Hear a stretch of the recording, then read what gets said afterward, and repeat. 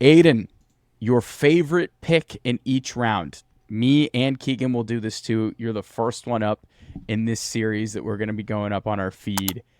Why don't you kick things off here with the first round? I think there's a number of different ways you could go here. You could go chalk with a guy like JJ, Chase, Kelsey. I didn't want to do that. I thought we'd make it a bit trickier, and I thought I would pick the forgotten wide receiver one in Cooper Kupp, who I think is kind of being forgotten about this year.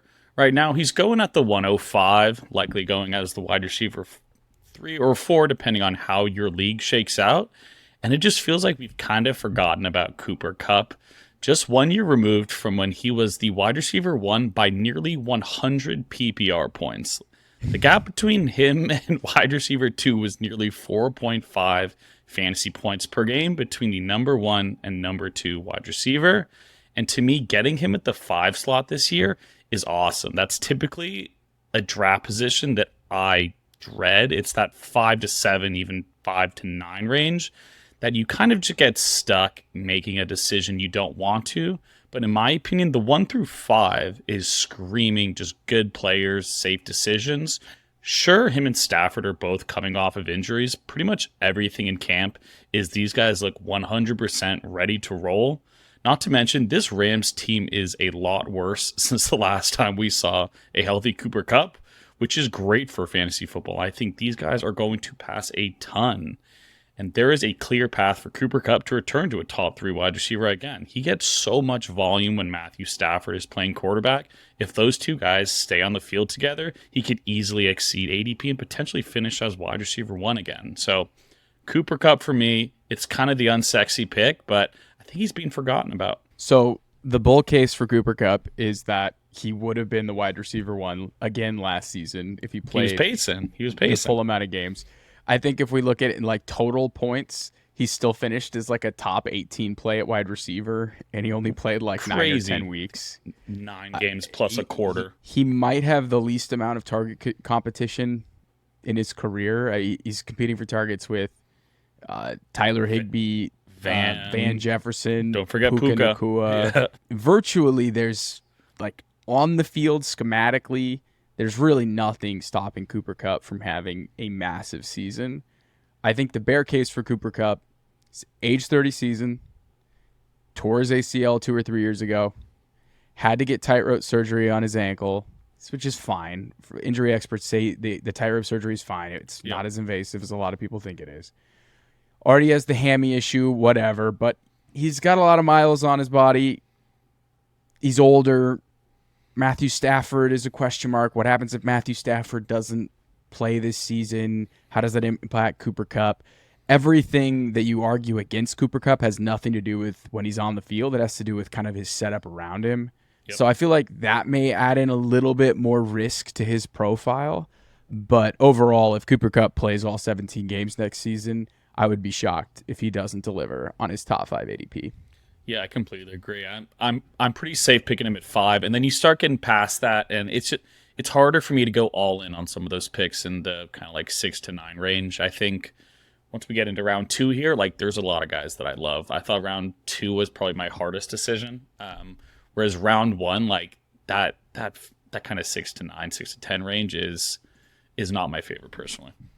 It's weird. It's like older wide receivers with question marks. Like Tyreek Hill's in it. It's like Tyreek. Yeah, I know I should love Diggs, but it's like I don't love Diggs. I don't love Devontae. It's just like, and I know I should, but okay. I'm like, I don't know. I don't. Okay, so who are you targeting in round 2? So I know you mentioned coming off the ankle injury. Let's go with another guy coming off an ankle injury this year, fresh off the news that Zeke is finally gone. I'm going with Tony Pollard. I could not be more bullish on Tony Pollard this year. Currently on the Fantasy Pros rankings, he's going at the 2-4 slot, so right around pick number 16 in your league, give or take. He'll be firmly in the second round. Honestly, with the Zeke news, some of your league mates could be taking him in a 12-team league at the end of the first round. I don't think it'd be insane. I probably wouldn't do it. Cough, cough. Cough, cough. We're in a league where you have the 12th pick. I wouldn't say I would do it, but I think it's definitely a decision. Like it's worth weighing right now. I think kind of one of the biggest things with Pollard all offseason was like Zeke's going to return and he's going to get another 200 touches. It's like Zeke is looming. Zeke had what? I think it was 10 touchdowns last year in very inefficient roles. It's just a very good Dallas offense. But this year, even if you take 50% of Zeke's 250 touches last year, this guy's going to be an absolute animal. He was still running back 8 in PPR again with Zeke sucking up all of those touches. And he was good in all phases of the ball. It's not like he's just a PPR guy catching balls. He's a 5 yards per carry dude. In between the tackles, jet sweeps. It's kind of like just put the ball in his hands and let the boy rip. The last thing, too, with Pollard that I think a lot of people are pretty high on, too, is there's now zero target competition. Like, Zeke was the only guy that you were really worried about. You've got Deuce Vaughn, Ronald Jones, who's suspended, who I don't know how he's still on a roster, and then you got Malik Davis. So it's like, who's coming? And Rico Dowdle. Come on, man. Preseason darling, Rico Dowdle. So who's coming for Tony Pollard's touches? I think right now it's Deuce Vaughn, and Deuce Vaughn's not a 3-down back or even close to what Tony Pollard is. So man, I love Tony Pollard. This second round is just loaded. It was really hard for me to pick between him and Nick Chubb, because Nick Chubb is I'm pretty all in on both of these guys. It's like I'd almost rather get my wide receiver round 1 and then wait for a guy like Pollard or Nick Chubb or even the King in round 2. I think the running backs that are going to be in that 12 to 24 range are awesome this year. Tony Pollard on Sleeper right now is in the early 20s. That's insane. Price of brick just went up, man. Yeah, it should have never been there. You could get Tony Pollard in 19th off the board on Underdog. I don't really get his ADP. I think he's being priced in that they're going to sign a Leonard Fournette. Even if they sign a Leonard Fournette, Tony Pollard is going to go crazy. He's still going to get his. He's going to go crazy. I've read a lot of people say that he could have kind of that late career ascension into RB1, similar to Austin Eckler, where Austin Eckler had to split the backfield with Melvin Gordon for years. Yep. And the minute Melvin Gordon left, wheels up for Austin Eckler. Man, I don't know if it's 1-to-1, but he has a legitimate chance to finish as the RB1 in fantasy this season. For sure. Stone cold. Without a doubt. Now, if they do bring in a Leonard Fournette, probably not. Lenny's going to soak up some touches, some touchdowns. It's fine. Yep. And then his ADP where you're getting him is totally fine, right? At the end of the second round, mid-second round. Pollard, I think when it's my time to go through some of my favorite picks, Pollard is going to be in contention for the second round. Yeah. Tell us who you are drafting in the third round. Who's your favorite pick there? So this one's hard too. This one, I like round 3 also, because now quarterback's officially in play. Quarterback's kind of in play round 2. If you're feeling really trigger happy, you could go early 20s, but round 3, quarterback's officially in play with a lot of really good wide receivers, still some good running backs. The guy I went with though is Jalen Hurts. I just think there is so much to like. 1, just coming off of last season. 2, because of what we're kind of looking at this year. If it wasn't for the late season injury, this guy easily finishes as QB1. He finished as QB1 in terms of points per game, just edging out Mahomes by a little more than half a point to finish as QB3. And this was in a role where the Eagles offense was barely playing in the fourth quarter. I know we've talked about this time and time again. They averaged barely over 5 passes in the fourth quarter. And this guy finished as the QB1 on a points per game basis. That's insane numbers. He was doing this in pretty much a quarter less than all the quarterbacks out there. And they're scheduled this year. They're paying for it. They, were beaten up on backup quarterbacks and bad teams. And they've got a much tougher schedule, which I think is awesome for fantasy. This shouldn't scare anyone. This is better. Jalen Hurts is going to be playing 48 meaningful minutes every single week. You add in 2 good running backs in Rashad Penny, DeAndre Swift. That offense is legit. Got another year with A.J. Brown, another year with Devonta Smith. Dallas Goedert is fully healthy. He came back at the end of last year, but he missed quite a bit of time. He feels as good of a lock for a top 3 QB as kind of anyone out there. It's just he's so good, especially with his dual threat ability. I love Jalen Hurts this year. So, third round quarterback, Jalen Hurts. Hasn't always been my strategy to pay up for a pricey quarterback early in drafts. if you feel like you have an edge in your draft room to where you think you're going to be able to find values at running back and wide receiver later in the draft, paying up for a name brand quarterback that and Jalen Hurts, I have him as my QB1. I don't even think it's close. I don't think we've seen his ceiling as a passer yet, and I think his ceiling is unlocked by what he does as a passer. I think what we saw in the Super Bowl, where he played in a back-and-forth game where he was forced to throw, if we're forced to see that over the course of 17 games, I'm not saying he's going to score 40 points like he did in the Super Bowl, but we have to be realistic here. Like, the setup for Jalen Hurts is game-breaking, right? I think Justin Fields is one of my favorite picks in fantasy, but Jalen Hurts has got the same ceiling, in my opinion, as Fields. He's a little bit more expensive, but I think he comes with a little bit more certainty than Fields does. Absolutely. So you got to pay up. So you got to be comfortable with your strategy. You got to be comfortable knowing the board, knowing values, because you're missing out on some damn good players in the third round here, right? There's some really good wide receivers that you're just punting on. But if you think you can go draft the Jordan Addison, Zay Flowers later on to recoup that, you're cooking with gas. Your guys so far are Cooper Kupp, Tony Pollard, and Jalen Hurts. You're off to the races here, Aidan. Who is your favorite pick in the fourth round?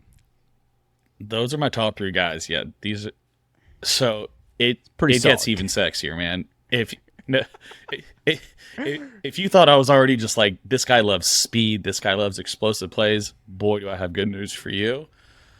It's taken me a while to get here. It wasn't an easy process. I kind of ripped on the pick pretty early, just given where it went. But I'm going with Jahmyr Gibbs. I'm going with Jahmyr Gibbs. Whoa, he picked another NFC North team. You're just going to say something positive about another team in the NFC North? I'm going with Jahmyr Gibbs. So I saw it on Twitter, and then I just had to fact check it because I was like, this can't be right. And the last 5 running backs drafted in the top 12, here are their finishes. You had RB1 with Saquon, RB10 CMC, Fournette was RB11, Zeke was RB2, and Gurley was RB9. So the worst out of that group is RB11. Yet we've got Jahmyr Gibbs going as running back 15 right now in a role that just seems like absolute dynamite in PPR scoring.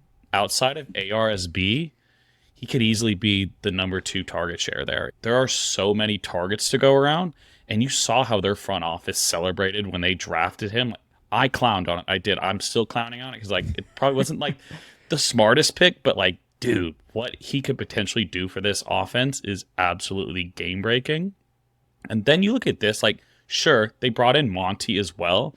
This is a team that was the 5th highest scoring offense in football. That pie is big. It's not like they're going to be limited in running back touches. They're going to be able to use both of these guys potentially on the field at the same time, where I think Jahmyr Gibbs in the 4th round could be an awesome pick. Just his PPR upside alone and watching him run routes and just put linebackers in a blender, you have to be excited about what he could potentially bring as your potentially RB2, maybe even your RB1 if you stacked up wide receivers early. I think in the 4th round, this is an awesome pick as the running back 15 right now. I'm in on both the guys in Detroit. I think they both offer really appealing options in fantasy football at running back, especially if you go hero or zero in your approach and how you want to build out your team. Yep. I really do love Gibbs. In PPR especially, half point, it gets a little dicier, but in full point PPR, this guy truly is an excellent wide receiver. It's not like fake news. It's not like Travis Etienne catching 100 balls in college and then not being as good at catching the ball in the NFL. This guy truly is an elite receiver out of the backfield. He runs some really nice routes. I am super excited to see him play this season. I think he's a great 4th round selection. If you are going to pick a running back in the dead zone, rookie running back, top 12 draft capital that has a clear role in one of the best offenses in football, is going to catch a ton of passes and create explosive plays, sign me up. I'm in on Jahmyr Gibbs. It's a great. Sign me up. Who are we going with in the 5th round? You know who we're going with in the 5th round. You already know. He is, dude. I've already picked a quarterback as my favorite picks of the round, but man, this guy in the 5th round could absolutely break this slate, and we know who it is. It's Justin Fields. This He's going with two. Well, he's a running back, actually. So you got to get another running back. this is more like, to your point, like, are you okay with ponying up draft capital in the third? Typically, I don't. That's typically not where I'm going to start taking swings at QB. This is really the range where I'd start being more comfortable. It's the guys like Fields, the guys like Herbert, the guys like Lawrence. That's really the range of quarterbacks that I'm taking. But Justin Fields specifically, like, you've got to be so excited about being able to potentially get 4 flex players and then take a QB who could easily stumble into QB1. You look at what he did last year with one of the worst supporting casts I've ever seen. Ever. And he finished as QB6. And that was pretty much with 4 or 5 dead weeks of Luke Getsy not realizing that he had a Ferrari parked in the garage, and then finally took it for a spin and was like, wait, this is a lot of fun. So you add in DJ Moore, Claypool and Mooney are both healthy. Claypool, too, finally gets a full offseason, and he's been absolutely dominating training camp. I think this scheme is going to be super friendly for him. We know Justin Fields can throw a deep ball. He did it in college. He's done it in the NFL. What he's really struggled with was the short to intermediate stuff. A lot of that is due to his weapons not being able to get any type of separation. A lot of it is his own doing as well. But you've already seen in preseason with the 2 quick pop plays, it's been a huge focus in training camp. And you look at just last year alone, if you had to guess, Shaun, who do you think was last in the NFL in Yak? I would say the Chicago Bears. Who would you guess? Who would you guess was Webster first? wasn't breaking tackles. Nassim Webster was generating 0 Yak.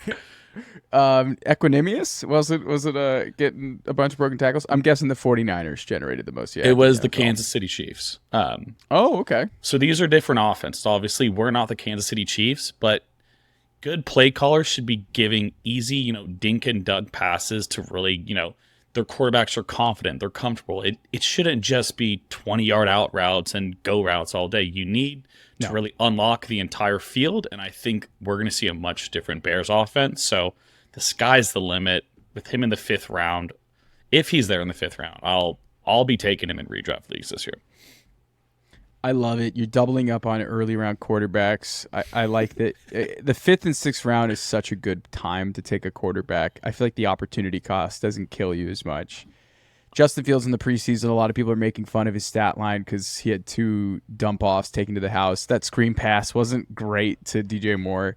That touchdown pass to Khalil Herbert was so illuminating to the growth that we could be seeing from Justin Fields this season. And as somebody most that QBs are getting sacked there. Like, I know everyone's like, it's just a screen. Most QBs aren't getting out of that. That was dead to rights in the pocket. Dead to rights. This time last year, Justin Fields breaks out of the tackle, and then he's just trying to call his own number, get house call, potentially get destroyed, and, shoulder hurts. It's just one of those things that what he does last season. This year, he keeps his eyes down the field as he's scrambling out of the pocket, avoids the sack. It wasn't a great throw, but he lofted it up to Khalil Herbert. He chose to make the pass and put it in his teammates' hands.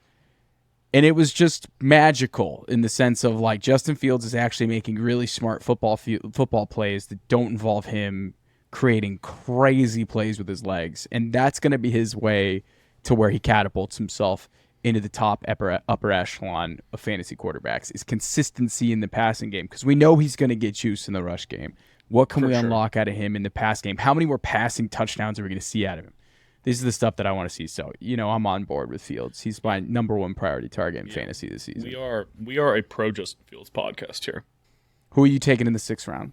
So I don't think most people would have guessed this one. But this is a guy that has performed for me year in and year out that I think is sneaky good value. Just screams 0 RB build type of upside here.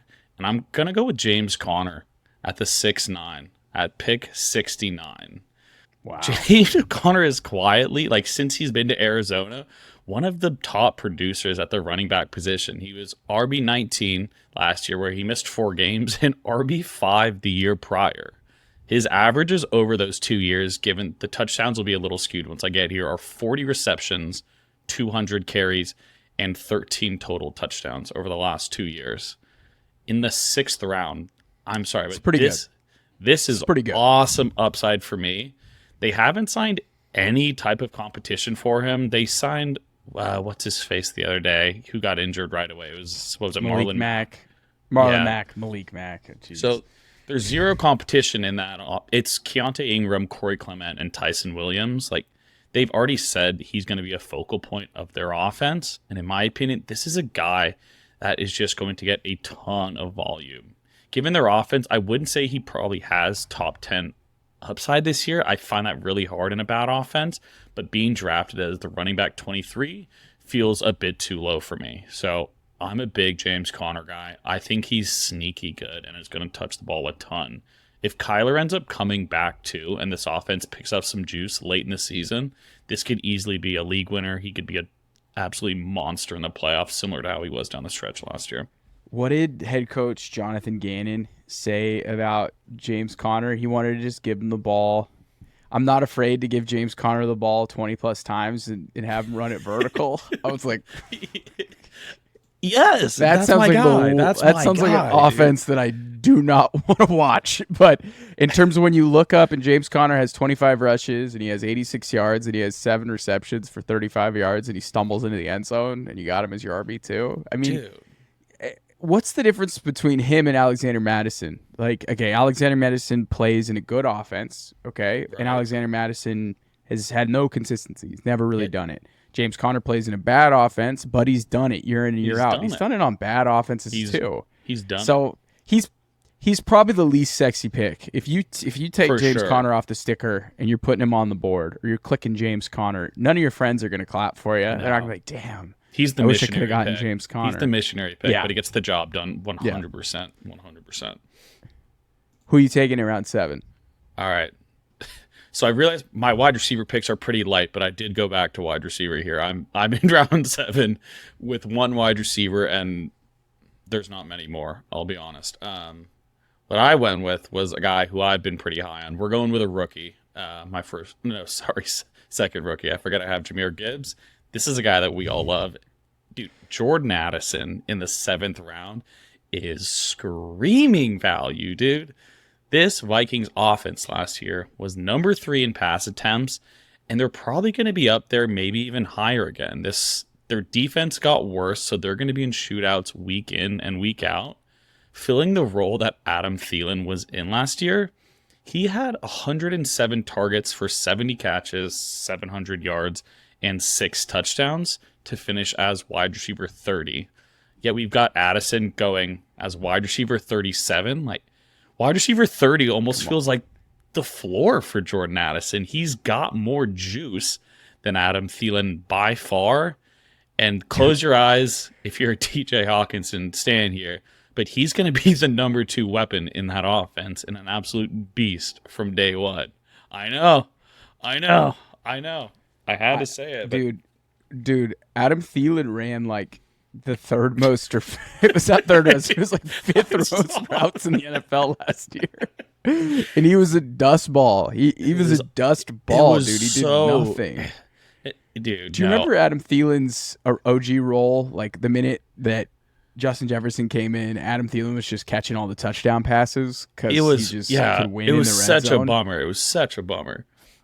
However, I think that Jordan Addison just has to beat single coverage because Justin Jefferson truly gets doubled. A lot of people say they get doubled. No, Justin Jefferson gets double teamed. Those are doubles. Right? Those are doubles. So Jordan Addison needs to come in from day one and be able to beat man coverage. That's it. Which and he clearly can do that. He did that in college. You know who he reminds me of in terms of his setup as a rookie? He's Calvin Ridley. Calvin Ridley. Yeah. That's it. Rookie's Calvin Ridley in 2018. He caught 64 catches for 821 yards and 10 touchdowns. I'm not saying Jordan Addison's going to catch 10 touchdowns, but I'm saying like it's not out of the realm of possibilities. Range of outcomes. Yeah. They both are built similarly. They both went later in the first round. They're both drafted to complement wide receiver 1. An all-world wide receiver, and Jordan Addison crushed it his freshman year at Pitt. He's been good every year of his career. Yep. I think he's going to excel. I think that's a great pick in the 7th round. Yeah, and he's going to be on the field right away. You don't got to worry about the other rookies. You're going to have to wait maybe 5-6 weeks until they blow I don't want to hear the KJ Osborne talk. That's not happening. JA's on the field in 2 wide receiver sets week 1 when that clock ticks down from 15. Who's your pick? Favorite pick in the 8th?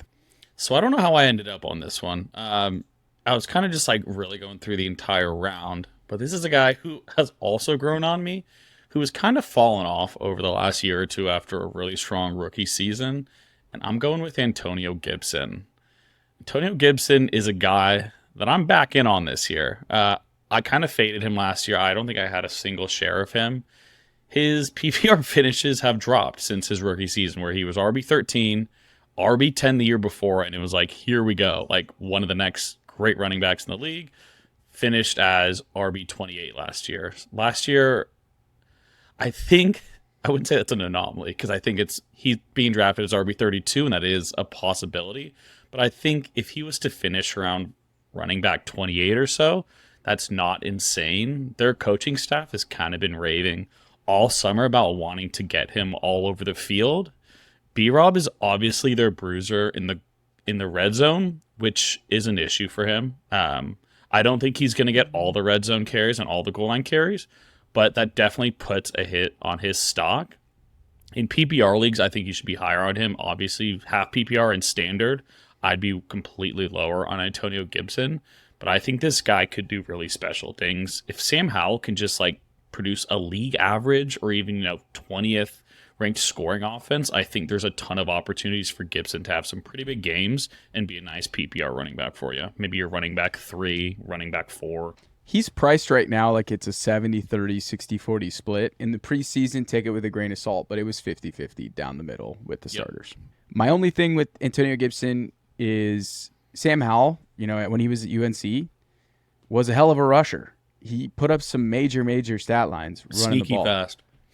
Do we see that in the NFL? Because if he's a running quarterback to an extent, it does eat into, dump offs and running back targets. But I think in the 8th round, for a guy who's clearly delivered when he's gotten the ball in his career, it's not like Antonio Gibson has gotten worse. It was more of like he just got miscasted in this thumper role. Yeah. And I think, if anything, I don't really know much about what Eric Bieniemy is going to bring to the table. Is this offense going to run the shit out of the ball? Is this offense going to be pass happy? What does it look like? I think Eric Bieniemy's background as a running back, I think, should help Antonio Gibson's career.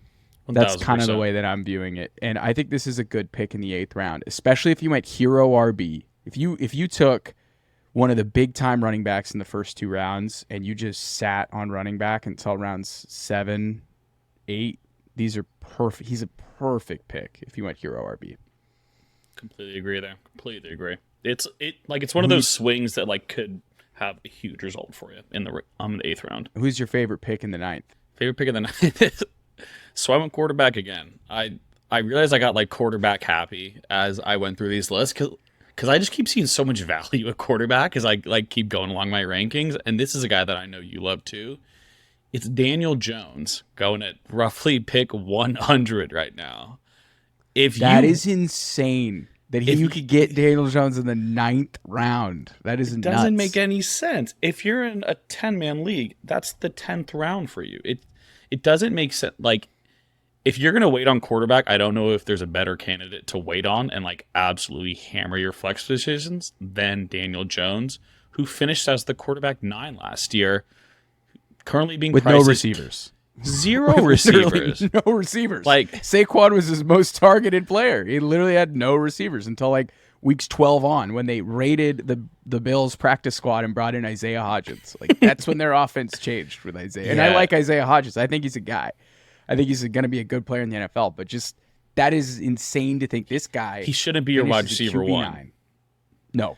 It just feels like Daniel Jones had a tough go at it early in his career, and a lot of it wasn't his fault. Like, the offensive coordinators and things around him were bad, and it feels like Brian Daboll has saved his career. Like, look at the money he just got.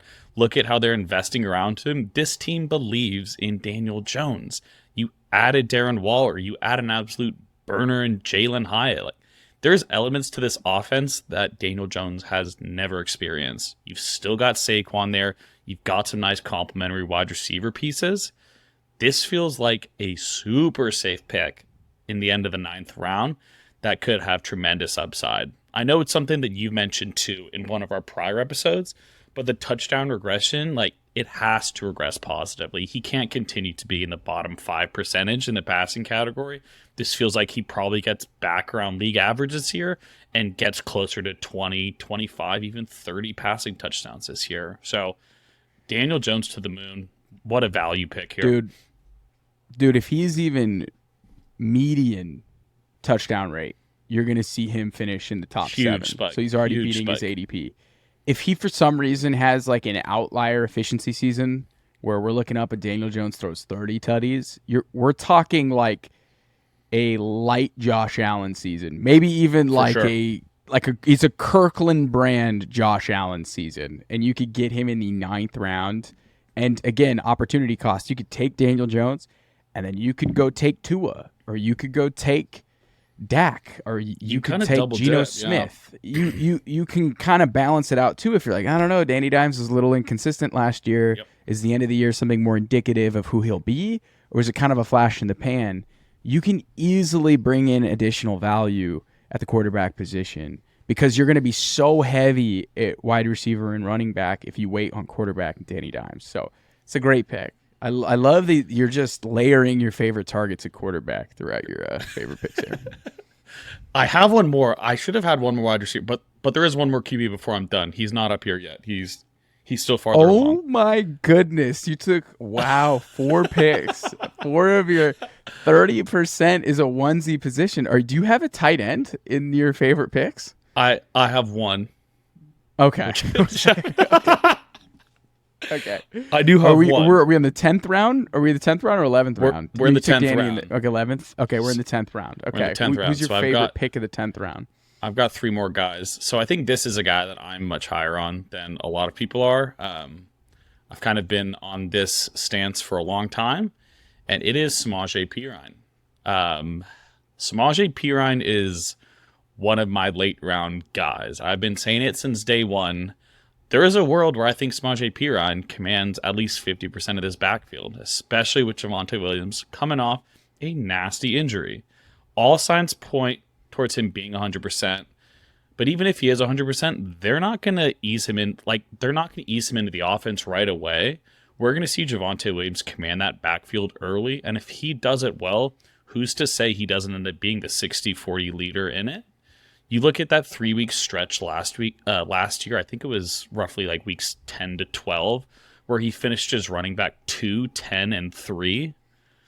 This guy can play running back in the NFL. And in the 10th round, we have weeks where he's gone crazy. Like we have weeks where Semaje Perine is scored 30 fantasy points in a game. I think he did it multiple times last season with Joe Burrow. But he's just been stuck behind Mixon. He's being drafted as running back 36. You're towards the end of your draft at that point.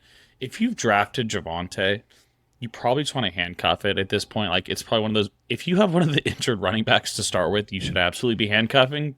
But even if not, like, these type of running back 2s on rosters that could potentially turn into running back 1s are fantasy gold. It could be great trade chips if the guy ahead goes down, or it's someone that, turns into one of your starting running backs. So I'm a big Semaje guy. We're all pretty much banking on this Broncos offense to be much better this year. It has to. If they're not it has to. Yeah, then I'll fall on my face on this disaster. But yeah, then everything's a disaster in this offense. But I'm a big Semaje guy. I just think there's a lot of untapped football player in there. Not a whole lot of tread.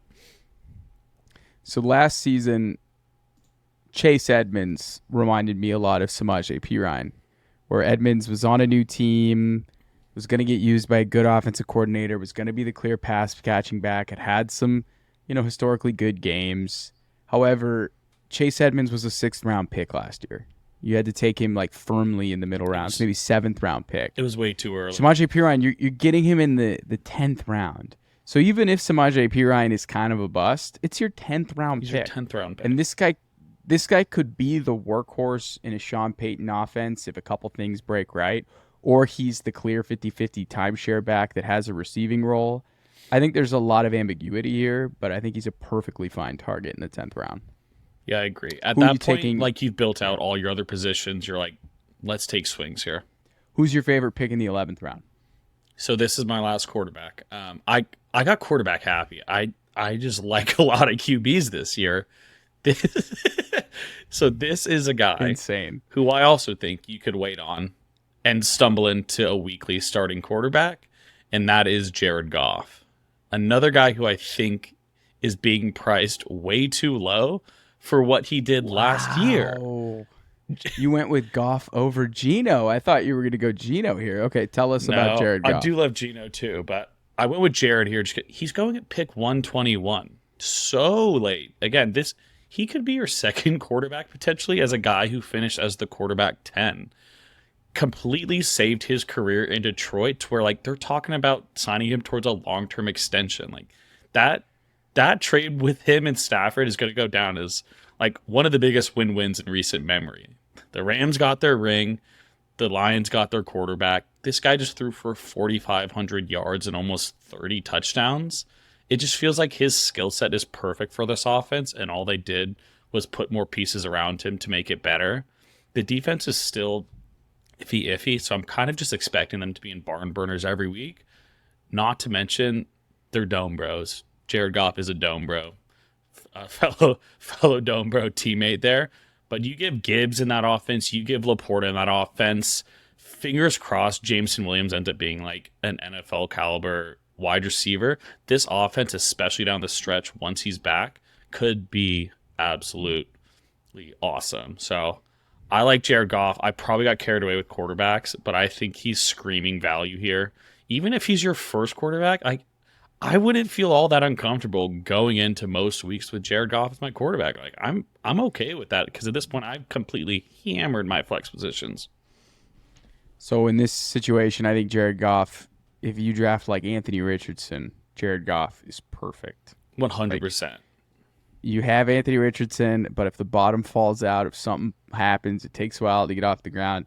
At least you got Jared Goff, who's a goddamn dome bro. All right, he's gonna be playing in shootouts left and right, and he's throwing it to Amon-Ra St. Brown. So you know I'm in. You know I'm not gonna hear objections on that. And you already know how we wrapped it up. You know how we're taking it home. We're going tight end in the 12th round. None other than Greg fucking Dulcich, baby. That is how you wrap up. That is how you absolutely wrap up your favorite targets. Greg Dulcich is just screaming upside. I don't need to give a full pitch about Greg Dulcich because everyone knows how we feel about Greg Dulcich. He's a rare athlete that actually produced in his rookie season. Sean Payton has been raving about him all summer long. He's their joker. They're going to get him matchup nightmares, yada, yada, yada. Him not playing with the starters in week 1 in the preseason, I don't think is that big of a deal. Greg Dulcich is definitely the best tight end in that offense. Hopefully he ends up starting and we see that kind of come to fruition. But I think Greg Dulcich is such a good late round tight end target who could absolutely scream up past his ADP. So Dulcich, and you referenced it, Dulcich played on third down and 2 tight end sets. It was like a 50-50 split with Adam Troutman, maybe like 55-45. Troutman got a couple targets, dropped one of them right through the wickets. We all know Greg Dulcich is going to bring more to the passing game than Adam fucking Troutman. All right. 100%. I think for personal, just for reference, this is very similar to how Sean Payton treated Jawan Johnson when Jawan Johnson came to the league. And I think it was like 2021. He split snaps with Sean Payton under center. He didn't do a ton. Jawan broke out in 2022, but hopefully Dulcich is able to deliver. We're going to need him to participate in close to like 65-70% of the routes. Maybe it takes a little while for him to get there, but come on, Sean. Like you can't establish it all day every day. You got to get the Greek godded flow of Greg Dulcich out there. Let the boy eat. So we did the first 12 rounds for your standard home leagues. Some leagues are going to have 13, 14, 15 rounds, but there's kickers and defenses. Throwing one out here completely off the cuff, a guy you didn't mention in the later rounds, deep sleeper, who's like a deep sleeper off the top of your head that excites you. Aidan did not have time to prep for this. This is a complete deep sleeper dart throw, just off the top of your head. How late are we talking? 13th, 14th, 15th round. I think Nico's too early to fit that bill. No, Nico's We did that PPR mock draft, and Nico went in like the 14th round. Yeah, Nico would be a good one. Nico Collins for the Nico uninitiated. Collins. I think Jamal Williams is a good potential one there, especially with the Kendre early injury. Because now at this point, there could be a bigger role for him. I don't know. You caught me off guard there. I'll go with Nico Collins. Okay. I'll go with Nico Collins. Okay, Nico Collins. Okay, let's go Nico Collins. Yeah, hopefully That's Tank a Dell great doesn't one. take all of his touches after his week 1 masterclass. but we're a Nico Collins podcast. Hot take. Tank Dell should have just caught it on the first one. Yeah. He bobbled it, and that's why the throw is crazy. He's got bobble That's why the catch is crazy. Before we get out of here, Aidan, anything you got to say for the listeners and the viewers at home? Study up. Study up. It is redraft season. You want to be locked in. You don't want to be the guy taking silly picks and getting laughed at on the Zoom or in person. So just be ready to rock. It's the best time of the year, and just have fun with it. Thank you, everybody, for tuning in. Until next time.